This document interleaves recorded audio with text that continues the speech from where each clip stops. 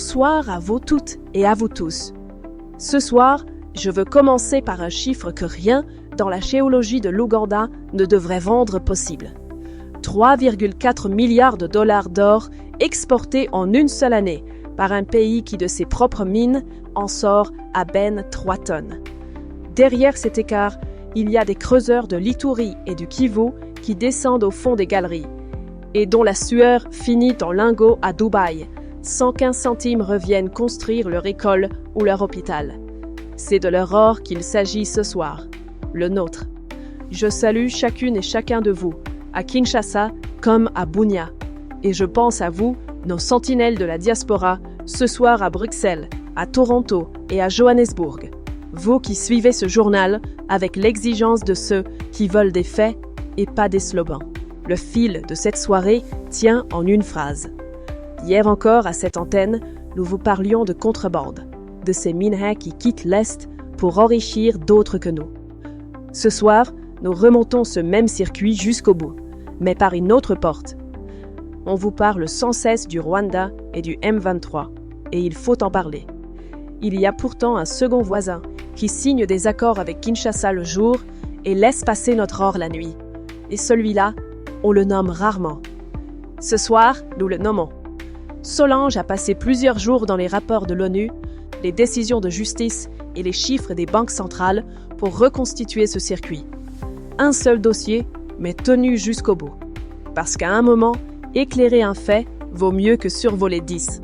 Solange, à toi. Merci Ilunga, et bonsoir à vous toutes et à vous tous.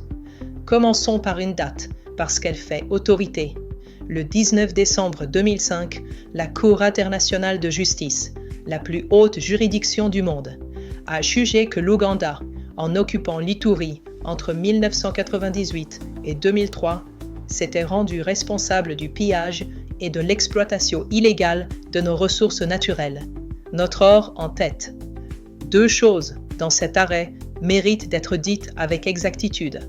La Cour n'a pas fondé cette condamnation sur les combats que l'Ouganda et le Rwanda se sont livrés à Kisangani pour le contrôle des comptoirs de diamants. Ces affrontements existent bien dans le dossier, mais le pillage sanctionné vient d'ailleurs. Il vient du statut de puissance occupante de l'Ouganda en Ituri, qui l'obligeait, en vertu de l'article 43 du règlement de La Haye de 1907, à protéger le territoire et ses richesses. Il a fait l'inverse. Ses propres soldats de l'UPDF ont pillé et il n'a rien empêché. Puis, 16 ans plus tard, le 9 février 2022, la même cour a chiffré la facture. 325 millions de dollars de réparation, dont 60 millions au seul titre des dommages à l'environnement et aux ressources pillées. Ce n'est pas une opinion de militant, c'est un arrêt définitif. La justice mondiale a écrit noir sur blanc que Kampala a exploité illégalement les ressources du Congo. Voilà le passé jugé. Le problème, c'est que le mécanisme, lui, n'a jamais cessé. Il a seulement changé de visage. Là où des officiers pillaient à découvert, ce sont aujourd'hui des raffineries et des sociétés écrans qui blanchissent notre or à l'échelle industrielle.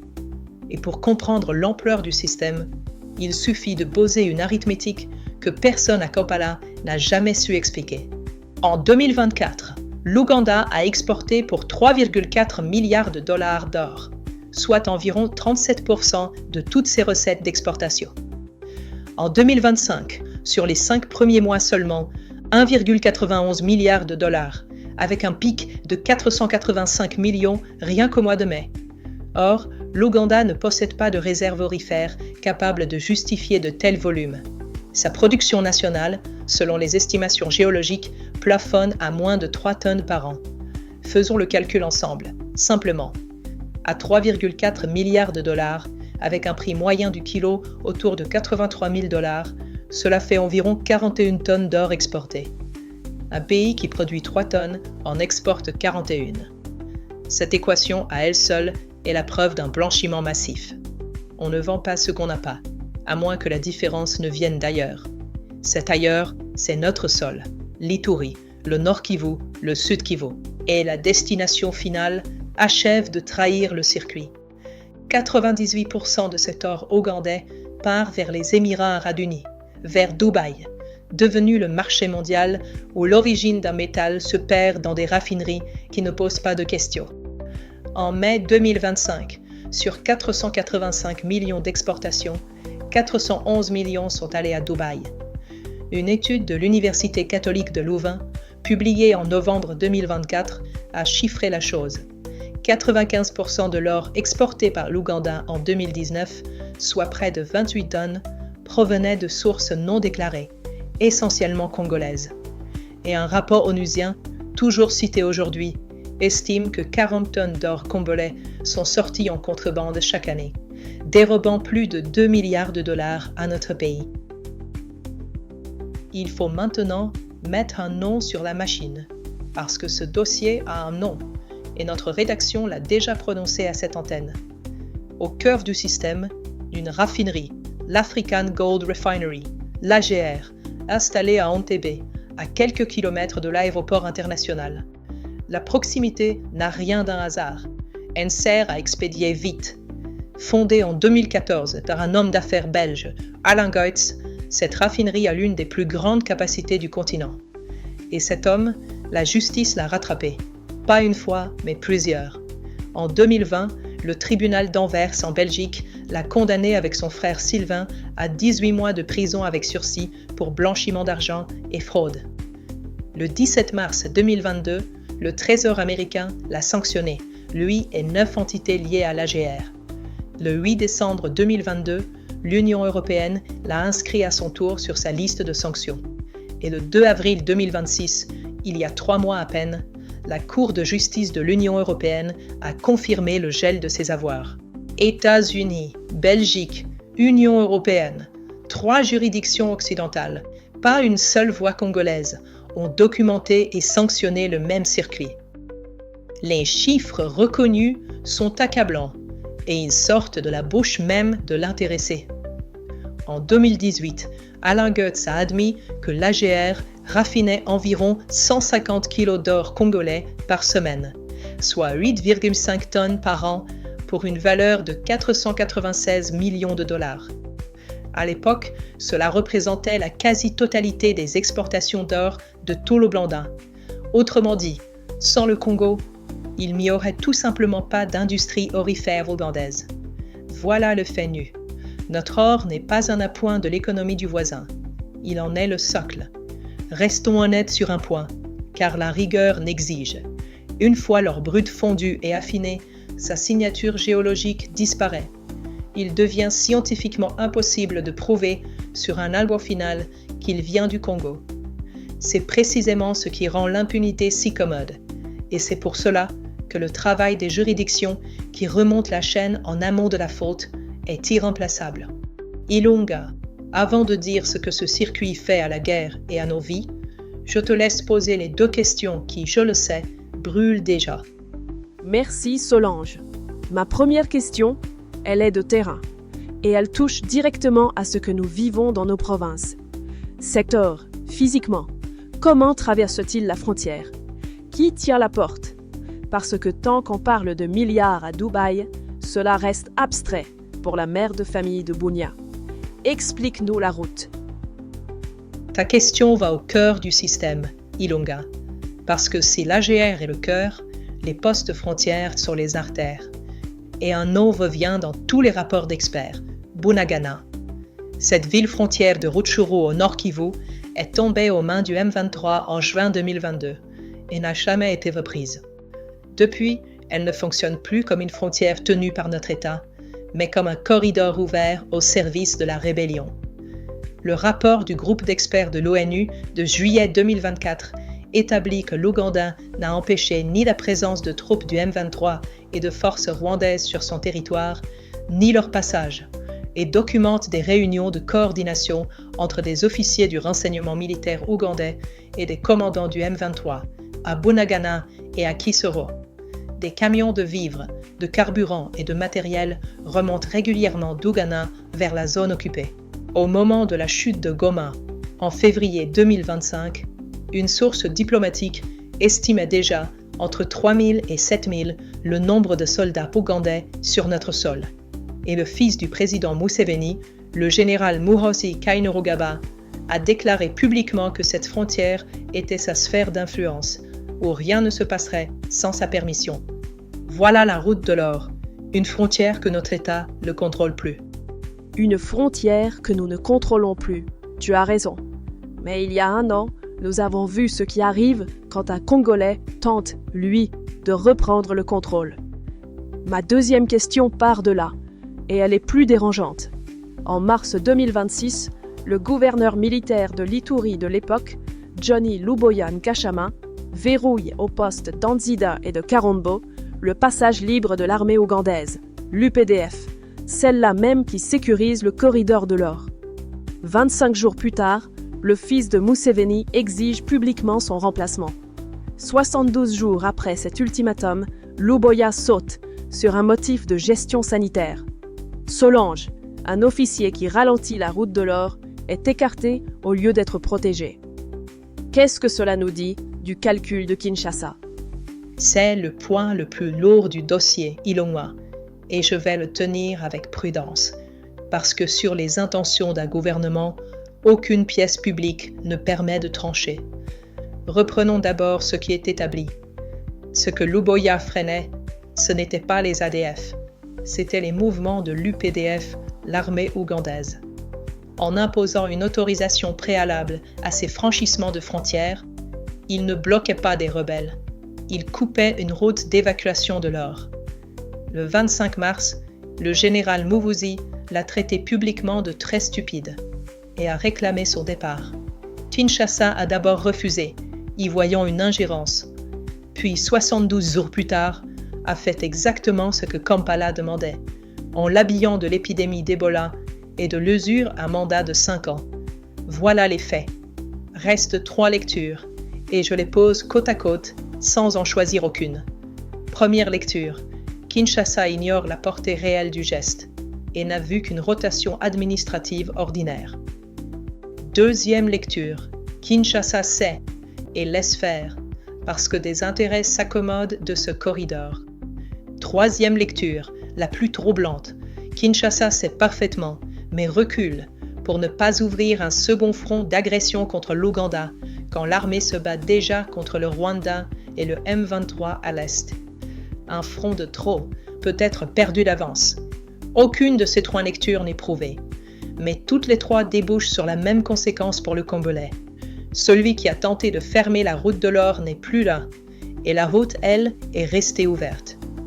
Et cette route reste ouverte au nom d'un combat qu'on nous présente comme légitime. Troisième question alors, Solange.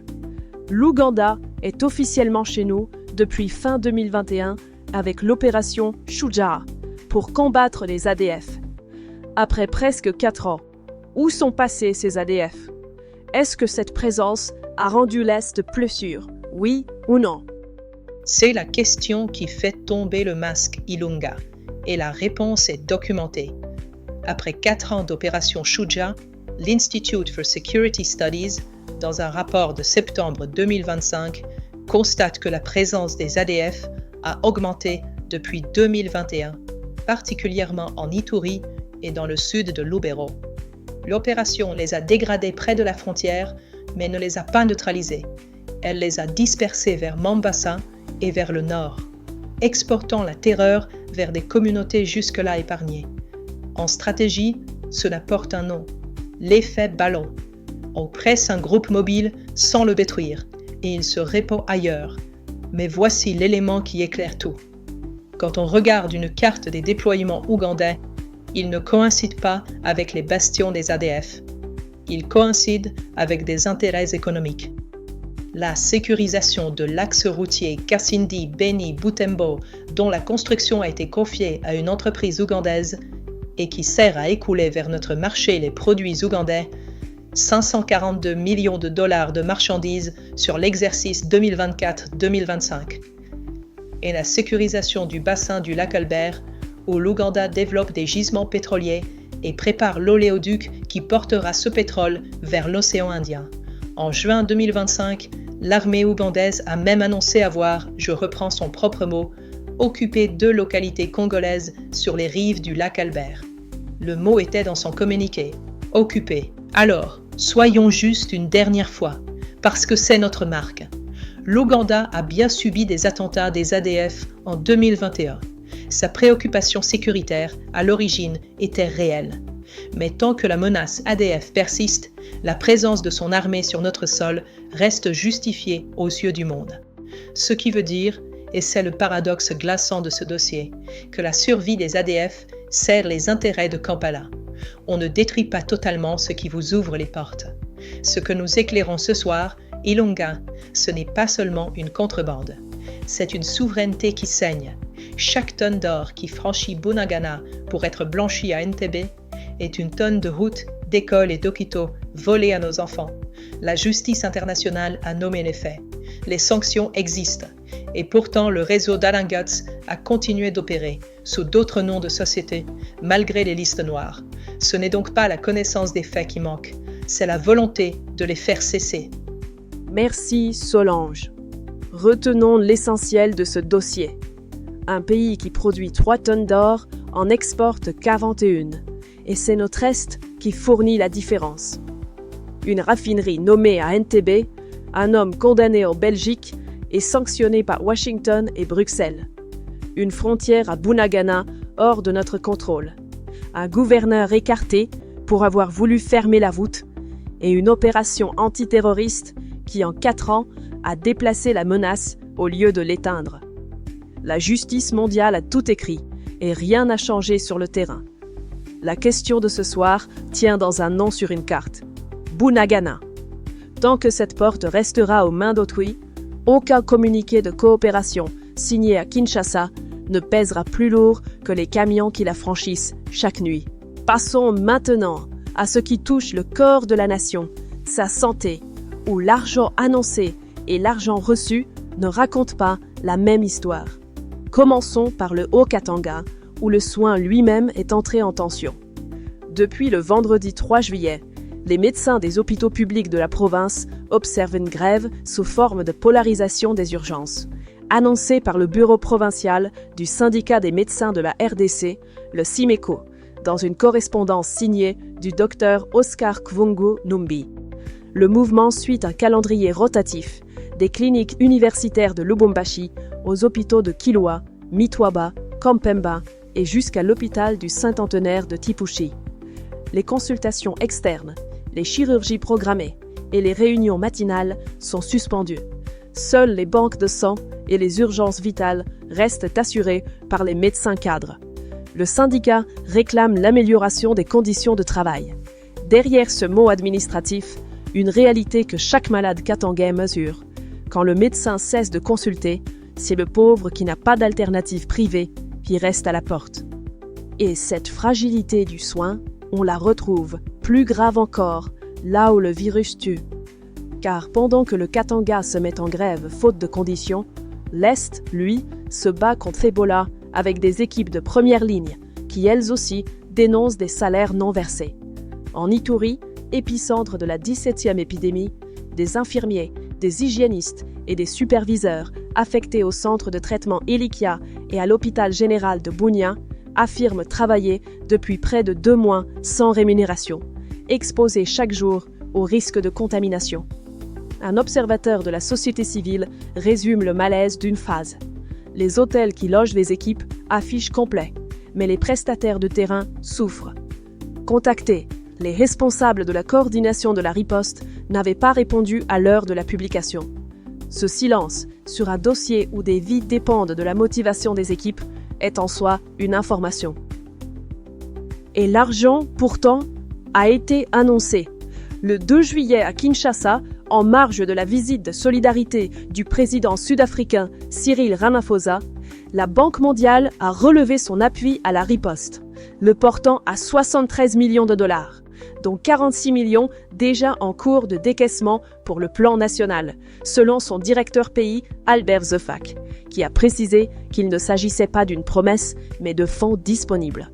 Le dernier bilan arrêté au 3 juillet fait état d'au moins 452 décès, avec un nouveau cas confirmé à Kisangani, à près de 600 km du foyer principal. La question tient dans cet écart, et nos concitoyens de l'Itourie ont le droit de la poser. Si 73 millions sont disponibles et que 46 sont déjà décaissés, pourquoi l'infirmier de Bunia attend-il encore 2 mois de salaire? Entre le virement annoncé dans une salle de Kinshasa et la paye qui n'arrive pas au bout de la chaîne, c'est là, très exactement, que se gagne ou se perd une épidémie. Quittons le front sanitaire pour le front des institutions, où cette fin de semaine a été chargée, entre lois votées et argent public à récupérer. À l'Assemblée nationale d'abord, la plénière de vendredi a déclaré recevables 2 projets de loi de réforme. L'un sur le régime fiscal des conventions de collaboration, défendu par le ministre des Finances, Doudou Fwamba.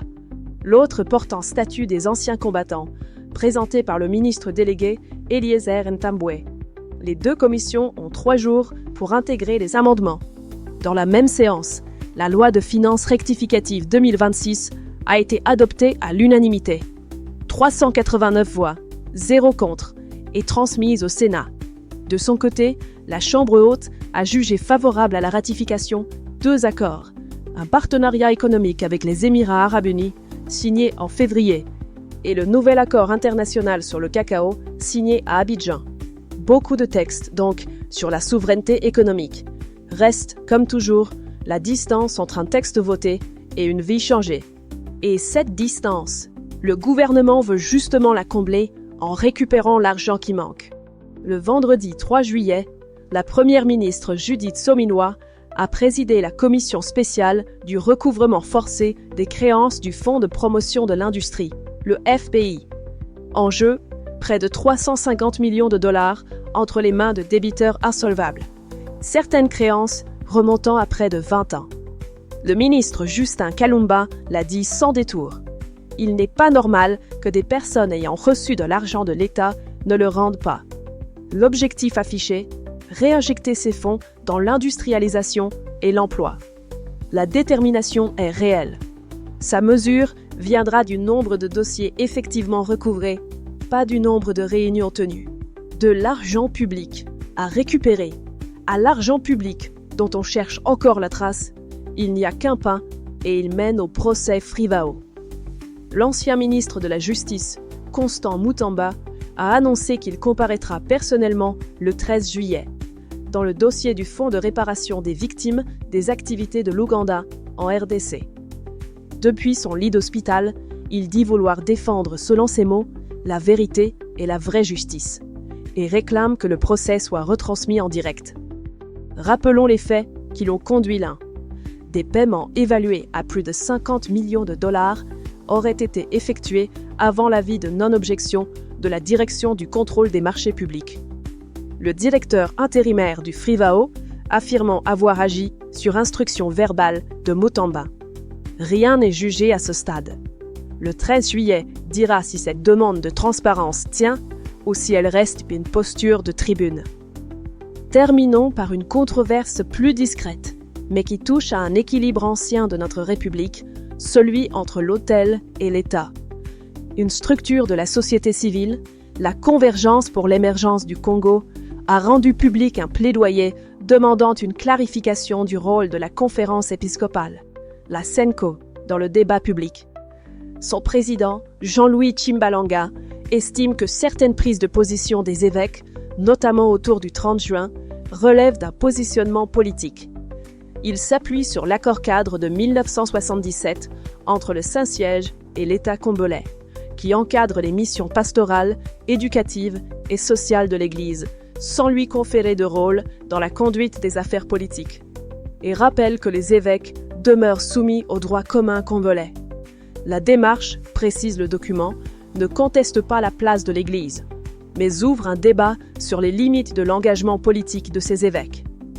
Il faut recevoir ce plaidoyer pour ce qu'il est et pour ce qu'il n'est pas. Ce qu'il est, une contribution de société civile, à tenir comme une position de camp, à côté de la parole des évêques, sans valider l'une contre l'autre.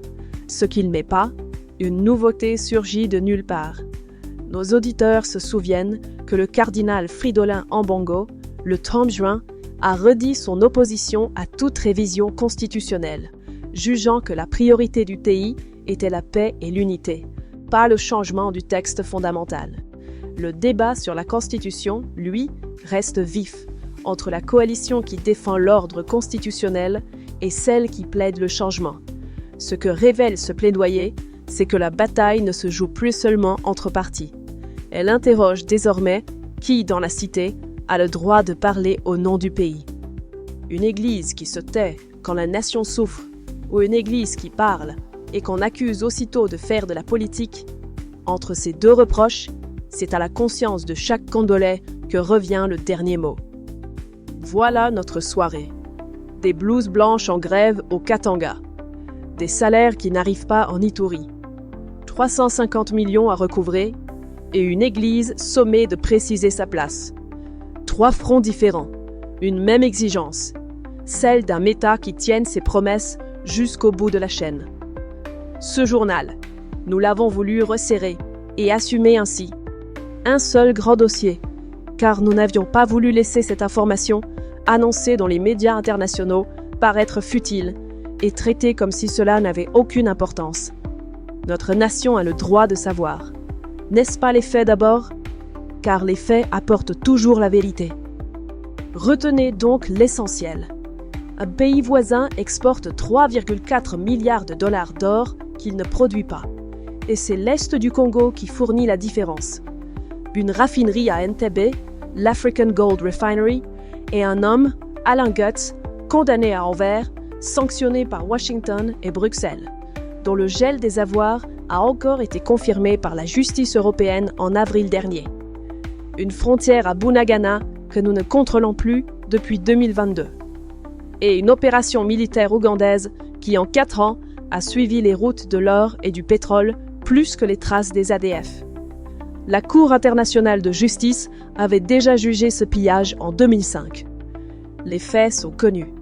Il manque la volonté de les arrêter. La pensée de ce soir, nous la formulons ainsi. Un peuple qui laisse blanchir son or finit par ne plus reconnaître sa propre richesse dans le miroir des autres. Le Congo ne manque pas de ressources. Il manque encore de la fermeté collective à dire, une bonne fois, que nos richesses ne financeront plus les armes qui nous frappent. Nommer le circuit, comme nous l'avons fait ce soir, c'est déjà refuser d'en être les spectateurs. Nous vous retrouvons dès demain pour une nouvelle édition. Et je vous invite à retrouver sur notre chaîne YouTube notre émission d'analyse en profondeur sur ce dossier de l'or et de l'Ouganda. Que Dieu bénisse la République et qu'il garde chacune et chacun d'entre vous. C'était Ilunga pour Inside News RDC. Je vous souhaite une très bonne soirée et une très bonne continuation. On se retrouvera le week-end prochain. N'oubliez jamais, les faits d'abord et toujours.